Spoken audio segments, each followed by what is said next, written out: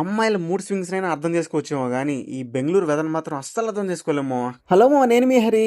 ఇవాళ మన 100 days transformation సిరీస్లో డే 83. ఈ వీకెండ్ కోసం వీక్ అంతా ఎదురు చూస్తూ ఉంటాము. సాటర్డే రానే వచ్చింది. ఈ రోజు మాత్రం నేను ఎలాంటి ప్రెజర్ లేకుండా ప్రశాంతంగా రన్నింగ్ అయిపోయాక మెడిటేషన్ అలాగే బ్రీతింగ్ కంట్రోల్కి ఎక్కువ టైం స్పెండ్ చేస్తాను ఇక్కడ. సాటర్డే రోజు మాత్రం ఈ లేక్ దగ్గర చాలా టైం స్పెండ్ చేస్తాను. చాలా పీస్ఫుల్గా ఉంటుంది ఇక్కడైతే. ఇంకా అలా రన్నింగ్ మెడిటేషన్ అన్ని కంప్లీట్ అయిపోయాక మళ్ళీ లేక్ అంతా ఒక రౌండ్ కంప్లీట్ చేసుకుని రూమ్కి అయితే వెళ్ళిపోయాను. మా పీజీలో ఇవాళ టిఫిన్ చేసి దోశ అయితే పోసారు. ఇంకా 2 గుడ్డు దోశలు పోసుకొని ప్రశాంతంగా తినేసి వర్క్ అయితే స్టార్ట్ చేసుకున్నాను. ఇంకా ఆఫ్టర్నూన్ అయితే సరైన వర్షం పడింది. అట్ట బట్టలు పైన వేసి వచ్చాను లేదు, దెబ్బ వర్షం పడిపోయింది. అప్పుడు దాకా ఎండ కాసింది, అప్పుడే వాన పడింది. మళ్ళీ ఇంకా చేసేది ఏం లేక వర్షం ఆగిన తర్వాత మళ్ళీ బట్టలన్నీ సర్దుకొని ఇంక ఎండ వస్తే అదే ఆరిపోతాయని చెప్పి అయితే వదిలేసాం. ఇంకా వర్షం పడి ఆగిన తర్వాత అయితే స్ట్రీట్స్ భలే ఉంటాయి. మా బెంగళూరులో కొన్ని ఏరియాలు అయితే సూపర్గా ఉంటాయి. జయనగర్, హాల్ రోడ్, ఈ రోడ్లు అయితే ఇంకా భలే ఉంటాయి వర్షం పడిన తర్వాత.